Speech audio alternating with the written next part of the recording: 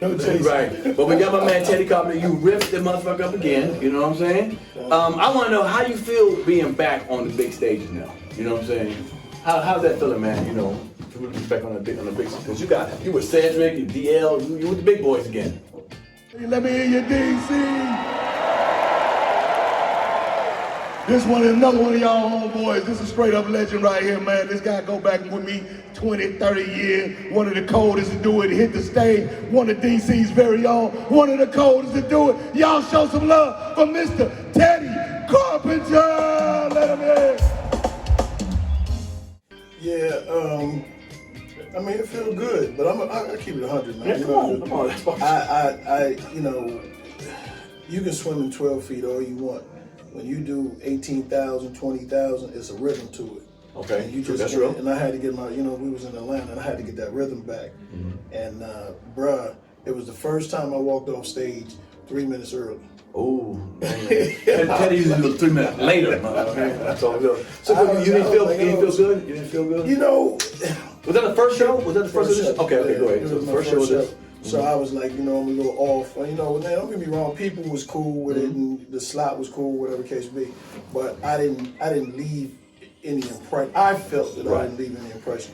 This show was a little bit different. I got my rhythm back a little bit, whatever the case would be. And then we go to Houston and Chicago, and I think they're 18, 20,000, something like that. And both of them places like you a lot. I mean, you know, when you were doing the thick bigger theaters, you know, that Chicago guy, come on, man, you know, hoping. Yeah, I'm hoping. Man, let me reverse a little bit. Let's go back.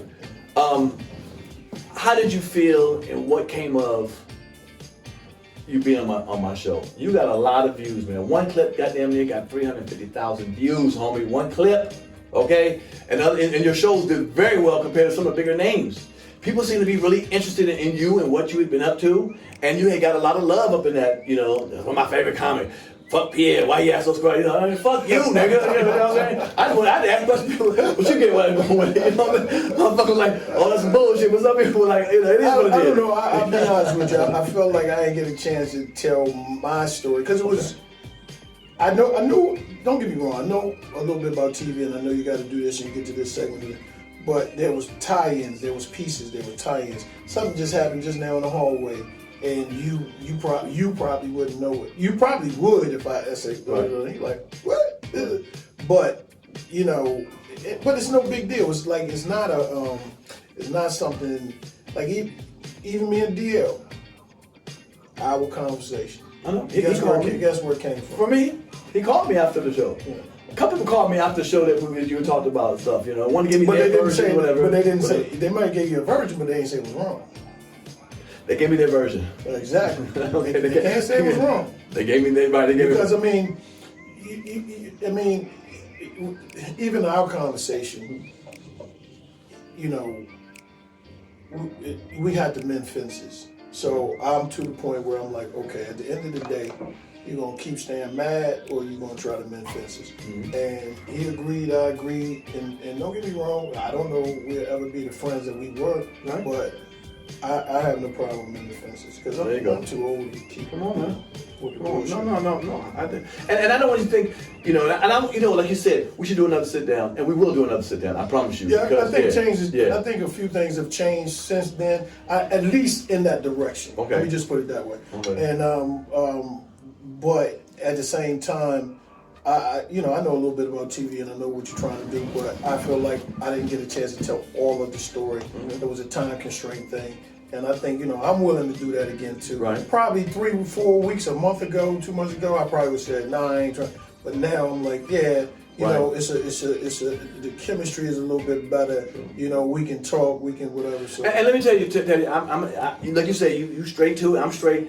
The show was not about let me do negative on Teddy. There was not. A lot of questions people ask me, ask Teddy about this, ask Teddy about this, ask Teddy about this. Unfortunately, no, I knew you had to ask questions. Well, right. I have no problem. So I wanted that part to come out. You know what I'm saying? You know, the thing about it is, I don't care about that. I knew you was gonna ask questions. Right. I mean, honestly, you wouldn't be really doing your job if you didn't. For sure. Sure. So it wasn't that. It was, you know, let me tell you the actual story. and I feel like I had to give you the pieces and short pieces because of the time constraint. That's what. Did people? You laugh because I'm glad you laughed. Did people feel the interview was a certain way? Did they tell you personally? Can I tell you something? Come on, brother. You know I haven't watched the interview. Well, I know you may not watch it, but what people say I'm gonna tell you. I had already in my mindset, I'm not watching it. The only thing I'm gonna do is read the comments. Wow. And then one day, when it's no, it's almost like watching a boxing match and you turn off the sound. Okay. I didn't want a dog in the fight. I wanted to watch it and see if it was objective and see if it was whatever the case be. So I have to let it go for a minute, right. Read the comments or whatever the case be. I read some of the comments or whatever, and a lot of them was favorable. Right. A lot of people was like, "Hey, where you been?" Right. Blah, blah. Now, I would have said, I did say this. I wanted, everything that went up to at least have my Instagram on there because I was trying to build so much. I see how you build your. But we did put your number. Well, a couple of them I saw that didn't. We put it's on there. Yeah, I wouldn't do that. I wouldn't do you like that. Well, now, okay, go ahead. I'm sorry. But no, that was it, man. Outside of that. So how do you feel? You back? Do you feel like you back now? You back? No, man. You know what? I gotta drop 35 pounds. I gotta get a little bit more healthier, start eating like you. I see some of the food you put up, and just get all of the. And for real, do I feel like I'm back? I feel like I'm getting the rhythm. I'm getting the rhythm. But see, you gotta understand. Since I've been doing this 37 years, I've never had a toured over 5 dates. Really? Never. But and even this right here is 4 dates. Well, right. Don't get me wrong. You could go into, but everybody's vibing for my position. Like literally, it was so many agents at the show last night. Rolling their eyes at me and shit. All kind of, they want their people in this spot. Of course. They was like, how he get this spot, right. but Rick from the promoter was like, that's my man. That's what, and he was like, I got him. If he can knock it over the fence, I got him. And I was like, nigga, I'm gonna knock it over the fence. Here's what I liked, and I'm dead ass. When you left, let's say whatever we want to call it, the hiatus that we didn't see you. I saw you doing big things. Like you were doing Def Jam. You was on me with Def Jam headlining that big concert tours. And then I hadn't seen you for a while, and we talked about that and whatever clubs you were doing here and there. But then the fact that they put you back on with the big dogs. That's a lot of trust in someone saying, I'm not starting you off the little club. I'm putting you on with the big dogs now on a tour. It's That's so much respect when they he called had. me, I turned it down. I was like, man, I ain't doing no show in Fairfax. Because he said Fairfax. Right. I'm like, I ain't doing no show in Fairfax. Fuck, I want to do a show in Fairfax. Right. And, he's like, nigga, this Rick. Like, nigga, you don't know me. Right. And I was like, oh shit, Rick, yeah, fuck all that shit I said. Right. You talking about Eagle Bank Arena. I thought you was talking about a little club. Right. In Fairfax. Yeah, I got you. Sitting up there whispering all this motherfucking money y'all done paid in here. I can't stand niggas from Virginia. Y'all get out here getting new mortgages and lose y'all's motherfucking sense ability around this motherfucker. But the first time somebody asks you where you from, you say D.C. Ain't that a bitch? How y'all not sing Backyard? Don't sing it. We work for the government now. Don't sing. You a GS-37, nigga. You don't sing Backyard anymore. Motherfuckers. Nah, man, to be glad. And now I like the pressure on you that you feel you better get them tires rolling. You better get that body because you own the big boy now. But come on now. It's odd for me because like yesterday, everything threw me off. Like yesterday was the first time in State Farm Arena's holds 20,000. Right. It was the first time I went first. Oh yeah, it's different. It's different. I'd never been first ever. So the cadence, the dance, when I actually saw people still coming in, I was on stage. I've seen you. Man, that was mind blowing to me. I've never been from, but I was like, hey. Yeah, well, at least they had the lights on. I done shit with like Steve Harvey, the lights on. I seen niggas sitting there. I'm like, come on, man. I gotta see these half-empty place masks. It was terrible. It threw me off too, man. They did it right. I mean, he do it right. Like, I ain't even gonna lie to you. The dude, and then, it's so funny because the reason we connect is because he's a young black promoter, and he got a little juice by himself, but he's going up against Live Nation and different people who's trying to squeeze guys like him out. Right. So the same thing that happened to me, right. so he can identify. That's dope. Well, look, man, I appreciate you having you on again, bro. Look, for real, Teddy, we want to sit down and do it again, man. I think we deserve to sit down and do a longer version and talk about some other stuff. For real, for real? I'm done with that. All right, man. Again, I appreciate my man Teddy Carpenter. Y'all support it, man. It's called a No Chaser. Is the straight No Chaser rental. Well, Rick puts me on one of those tours. He let you know, I ain't on this shit, so why should I remember? That's a Teddy Carpenter move right there, nigga. Fuck it, it ain't my name. But no, support that tour all over the country, man. It's got DL Cedric, got my man here on it, man. A whole bunch of people on it, man. So support it. Earthquake is on it. Like I said, support the comedy show, man. Again, thanks so much. I'm gonna have you on again. We're gonna chop it up again. Can I put my Instagram? Do your thing, bro. No, I just want you to put I'll put it up, man. I'll put the clip up in the corner. Yeah. And then what, Teddy Carpenter? At Teddy Carpenter? At Teddy Carpenter. Come on, man. You know what I'm saying? That's ingenious right there. Now, you got it, man? And Teddy, all right, yeah, we out, man. Peace. See, we about to bring it on right now. We need that energy. We going into the new year lit up.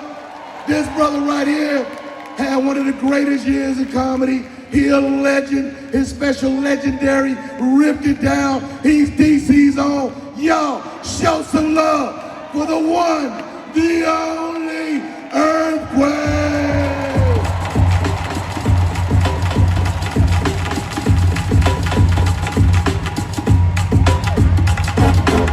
Hey, watch out, 'cause I'm coming for you. Well, baby girl, KK, tell me what you do. I'm from DC, you can't see me.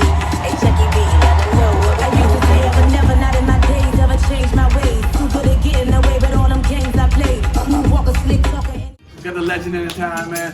I haven't spoken to you, man, in a while, brother. You've been doing your thing. You on the tour, headlining it? No, I mean, it was DC, so it was ceremony. Oh, was that what it was? Yeah. Well, but you know, I go back to the third spot tomorrow. No, nigga. But hold on. But it ain't easy to follow them dogs. You had DL up there. You had Seti up there. You had Grant. No, for real, dude. Well, I tell them all day, man, how many followers you got is how many comedians you can follow. If you're a comedian. I love so it ain't how many followers you got, it's how many comedians can you follow. I love it. Stay there, don't breathe, so you don't hold out there. Stay strong. I'm trying to work out, but the shit just ain't working out. How is that radio show doing, man? We're number one. We're doing good. Yeah, Sirius XM. Okay, cool. I'm happy to see you out there, man. I appreciate you doing my podcast the first time out, man. I gotta get you back, man. You know, come on. You know, I fucking like that. You're my swinging motherfucker. You're a motherfucker. You know what? You know why I'm gonna respect? Just stuff happened. I call you and we talk, and you like, nigga, I'm gonna let it slide. Just period stuff. You know what I'm saying? The DC didn't come out you that day. I mean, you can't kill them. There you go. I don't practice fight. You know what I'm saying? I don't play fight. No. You know what I'm saying? No, I'm not going to come off this hill for you. There you go. I came all the way from Southeast. Not for you. If I come off this hill, it's going to be worse. No, you tell me a lesson, man. You understand what I'm saying? No. But I like the fact that people still love you, still moving in the group, man, like ain't nothing happening. Fuck that. What's up, DC? What's up? Good to be home, motherfuckers. It's good to be home. I know we ain't home. We ain't in DC. This is Fairfax. You know, I said, nigga, this is Virginia. Niggas got to make a decision before they come out here. Nigga, I'm going, but I ain't driving. That's Virginia, nigga. That's a commonwealth. They lock niggas up who don't have wealth. It's good to be home, y'all. That one first. No, never before. And with Chris Rock and Dave Chappelle, so they opened up the European market for me. Did they get the deal automatically? Yes, I was known because I was already made. So I'm like, I'm going to whatever I can grab out these 20,000 as my fans. That's what we're gonna do. And what I like about you too is, like, you went on someone else's kind of vibe. You know, Chris Rock, Chappelle has a different vibe than you. And for you to get that crowd, Yet, you gotta look at it too as another opportunity. Usually when you want to get your international market on, start at little clubs, build it up. But to be introduced at the highest level, boom, 18, 20,000, man, at the O2, you know, real Nice. Well, I ain't gonna hold you, brother. I'm gonna get you another time when I go to LA. Man, listen, man, you know it's only a phone call away. You know I love you, man. Same here, man. I love you, man. Keep doing your shit, man. This is DC and we're doing it. Yeah. And I love when us DC get together and show love to each other, man. I like to hear Donnell Rollins on the tour, man. You know what I'm Donnell saying? Rollins, and we the fill in, we had Terry Carpenter from home, and Ray Grant. Come on. More DC, we famous, There you man. go. There's Ring right there. There you go, right there. Speaking of that, there go my sister. Hey. I'm gonna let you go, man. All right, Thank you, brother. Thank you, man. This is my man always. Yeah, it is. All right.